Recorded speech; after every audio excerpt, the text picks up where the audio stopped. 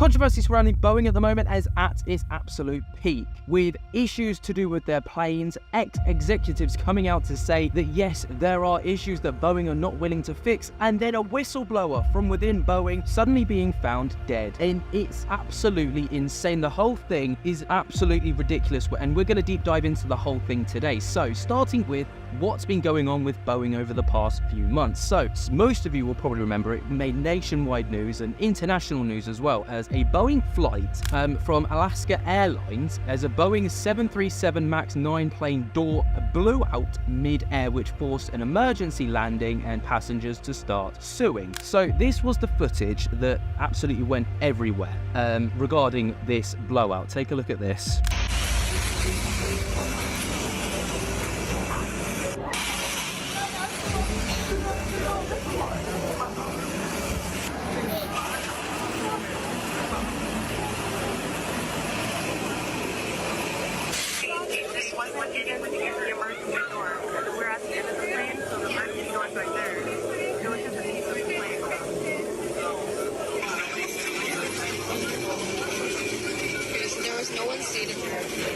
There was thankfully no one seated near the window.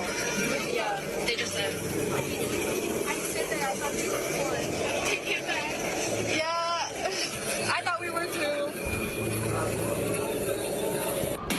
Absolutely horrifying scenes as mid-air, a door flies off the hinges, just leaving a gaping hole in the side of the plane, causing absolute mayhem mid-air. And, you know, this whole thing was apparently supposed to be, you know, it was completely avoidable. And then, you know, the controversies piled up with more and more issues being found on Boeing planes after investigations and things like this. But an ex-Boeing executive, MAX airplane is definitely not safe. That was the quoted words from this News Nation article. So we're going to take a little look at this as well, because it really shines a lot of light on, you know, executives, ex-executives at Boeing, you know, saying this is what's happening, this is not okay, and it was completely avoidable. Take a look at this, because it shines so much light on a very dire situation. Passengers are still wary of flying on the Boeing 737 MAX 9 airliners after a panel blew out on an Alaska Airlines plane in the middle of a flight last month, forcing an emergency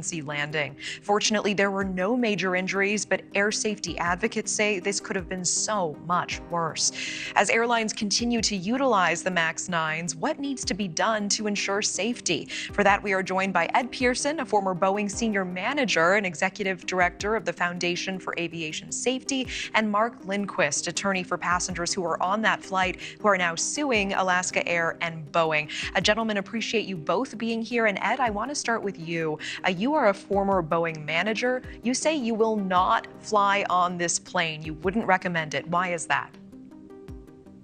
Well, thanks for having me. And the reason I wouldn't fly this plane is, unfortunately, I was in the factory and I watched how it was built. And even though they're tremendous employees in the factory, the pressure that they were under to get airplanes out the door just led to tons of mistakes. And we've seen a lot of issues with the airplane in service, not just the Alaska accident. So those are the reasons that I can't advise anybody to fly that plane right now. For how many years have you noticed these sorts of mistakes? And do you believe that these mistakes could be life-threatening? Obviously, that's alarming scenes in itself, when you've got an ex-executive of Boeing saying he would not, absolutely not, fly a MAX airplane. That should tell you everything that you need to know.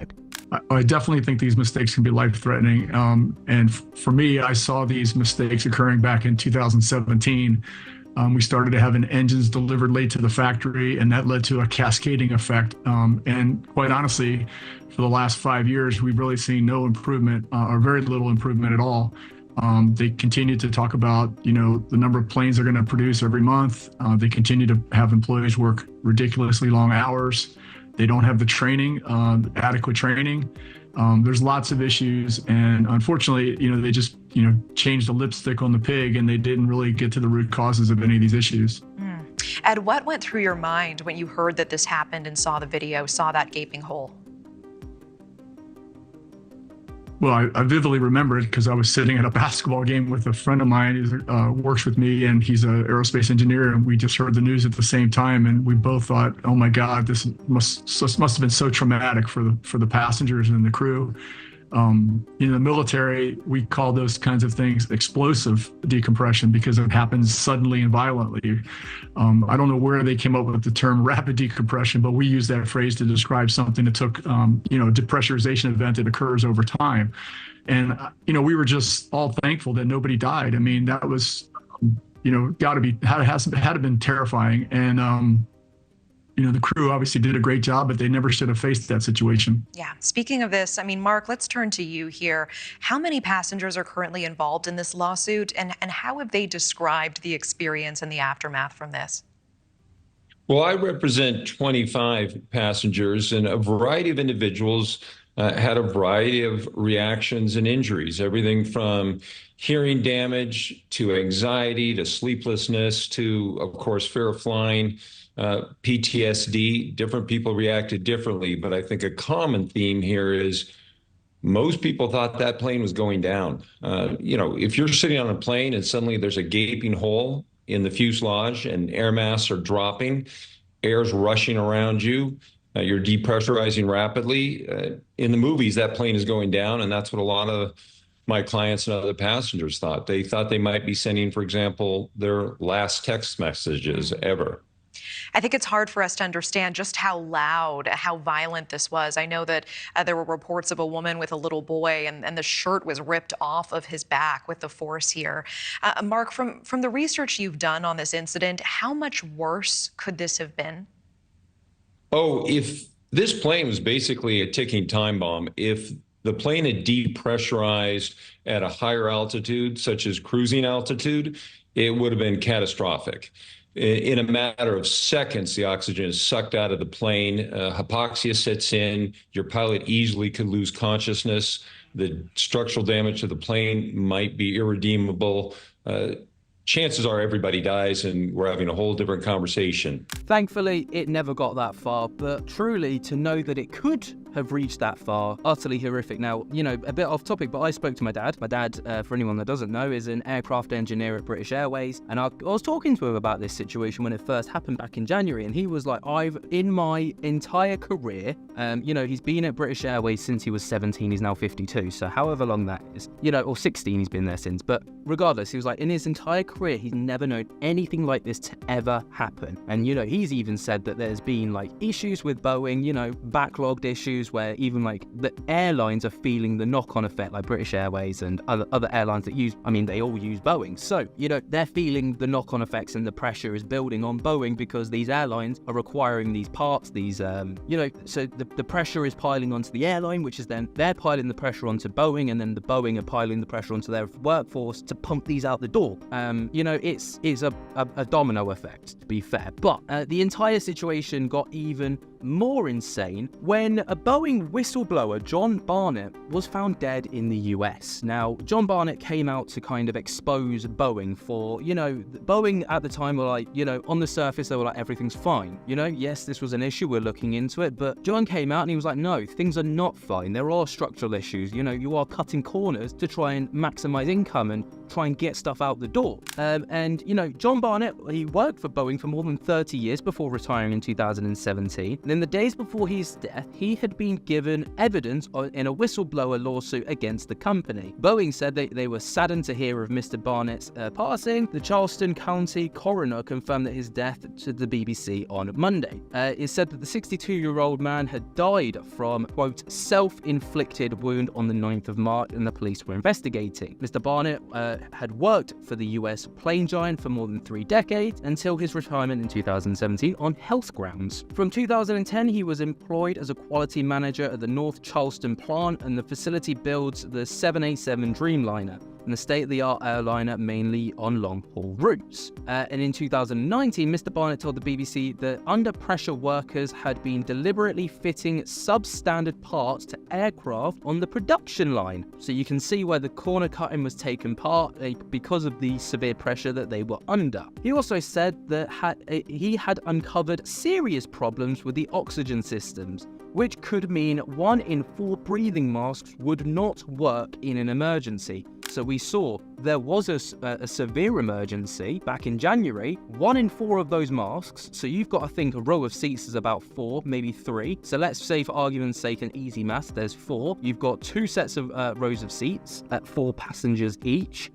At least one person per row doesn't have a functional air mask, which is horrific because in that kind of situation, that could be the difference between life and death. He said soon after starting work in South Carolina, he had become concerned that the push to get new aircraft built meant the assembly process was rushed and safety was compromised, something the company denied. He later told the BBC that workers failed to follow procedures intended to track components through the factory, allowing defective components to go missing. He said in some cases, substandard parts had even been removed from scrap bins and fitted to planes that were being built to prevent delays in the production line. People were literally, because of severe pressure, getting stuff out of the scrap bin, fitting it onto the parts just to get it pumped out the door, to get it along the production line. He also claimed that tests on emergency oxygen systems due to be fitted to the 787 showed failure rate of 25%, meaning that 1 in 4 could fail to deploy in a real-life emergency. Mr. Barnett said that he had alerted managers to his concerns, but no action had been taken. Bear in mind, this was back in 2019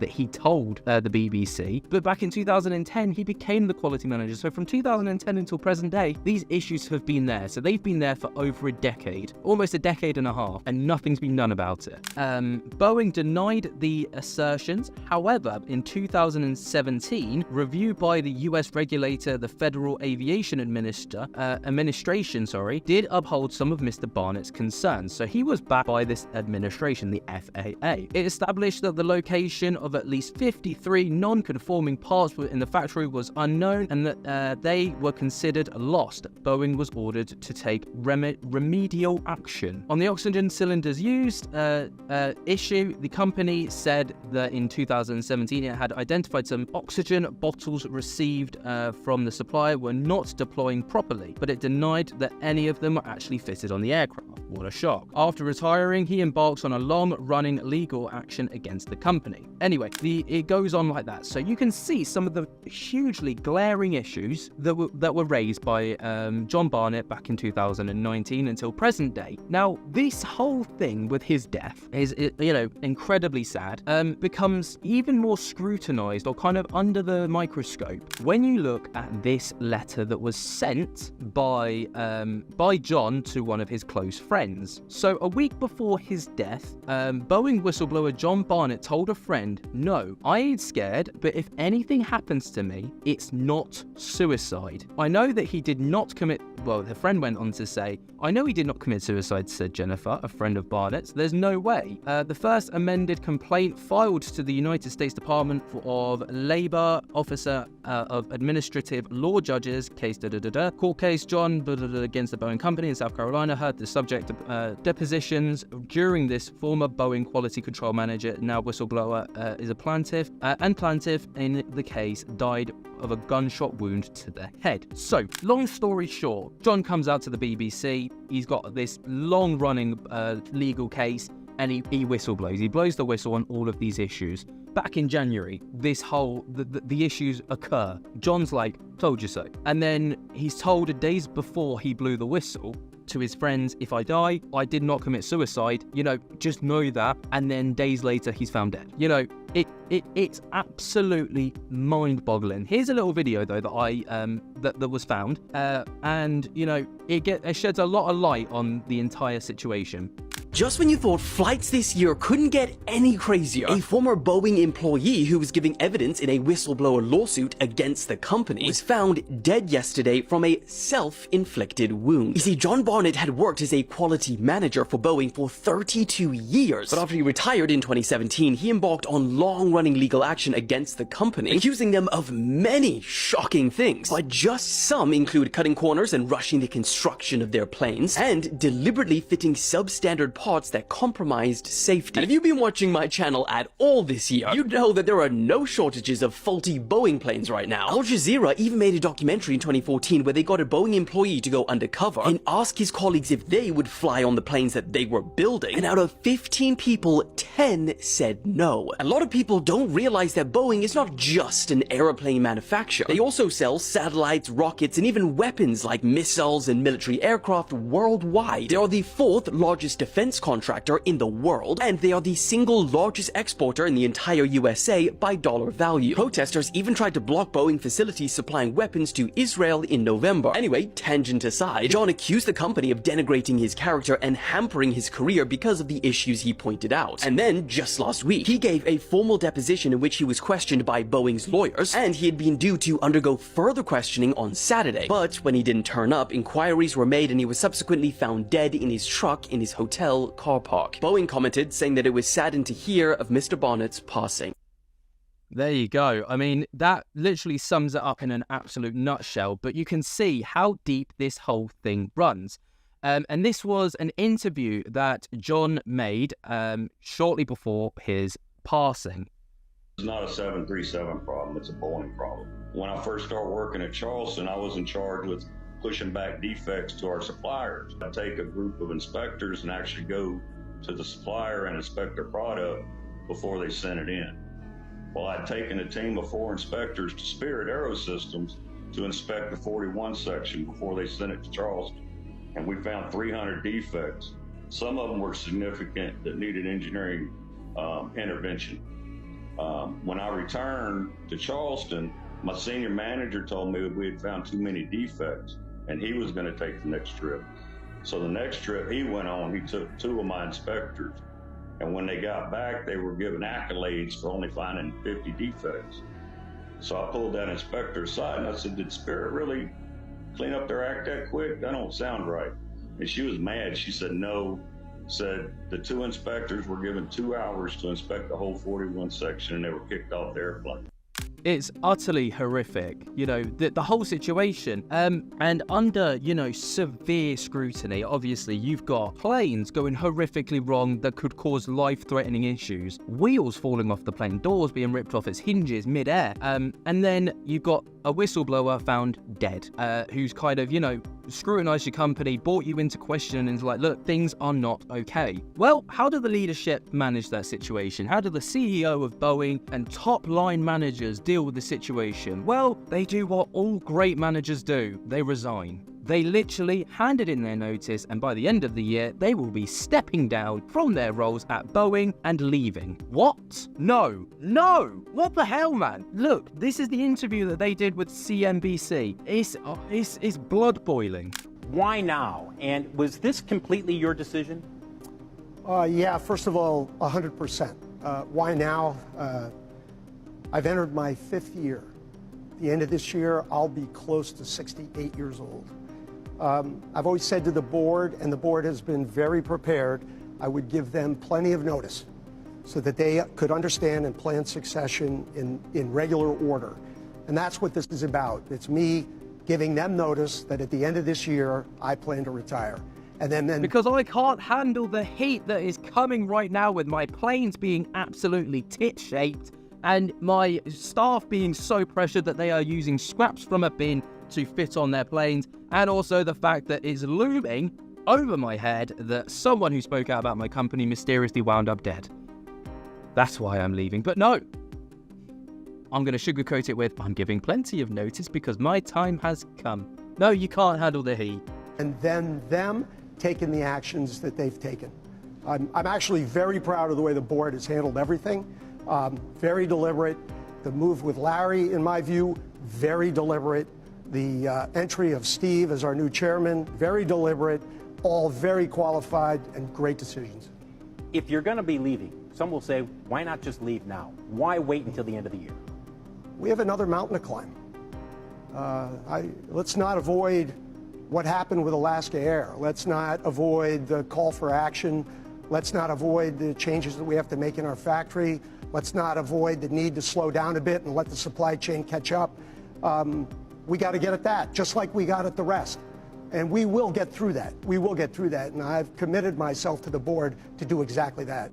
Seriously though, in actual, serious honesty, who wants to take the job of a CEO at Boeing? Yes, they are at the top. They are top dogs. So, people are going to be clambering, foaming at the bit to try and get that job. But when you step back and you look at the job in its entirety, you got to think, you're not just inheriting the title of a CEO at Boeing. You're inheriting all of the problems that are going on right now. And when those problems are resolved, it falls back onto that person. So you got to look at it and you're like, if it were me and I was in that position, I'd seriously take a look at that job and I'd be like, I don't know if I actually want that job because, I don't want the finger pointed at me for someone winding up dead who spoke out about my company. I don't want the finger pointed at me when countless people's lives are at risk because our supply chains can't handle the demand that we're putting on them. Fair play. If they do go on to deal with the issues at hand, absolutely fair play. But until that time, no one wants that job. Seriously, no one wants that job. But, fingers crossed, things do get better. And as horrific as it is, I mean, it should never have got to this point in the first place, but hopefully from things that have gone on, lessons will be learned and, things will change for the better. And hopefully, the planes that we step on to go on holiday to get ourselves, the relax from day-to-day life and from the craziness that is life, hopefully those, we can feel comfortable stepping on those planes knowing they are without a doubt 100% safe and not made with scrap parts that were just found in a bin to try and meet the supply demand. Anyway, got a bit heated there. I'm sorry. I don't usually chime in with my 10 pence worth, but it was infuriating just looking at this entire situation, how the greed of a company can overrule that of, just basic humanity, basic humility. Sorry, I went off on a tangent. But anyway, what do you guys think? Let me know your thoughts and opinions down in the comments below. And while you're down there, if you have gone on to enjoy this video, be sure to jump together the hell out of that like button, subscribe if you're new, and tickle my little bell so you get notified whenever we upload. And until next time, guys, I hope that you have enjoyed. Cannot wait to see you in the next one, and I'll speak to you later. Peace.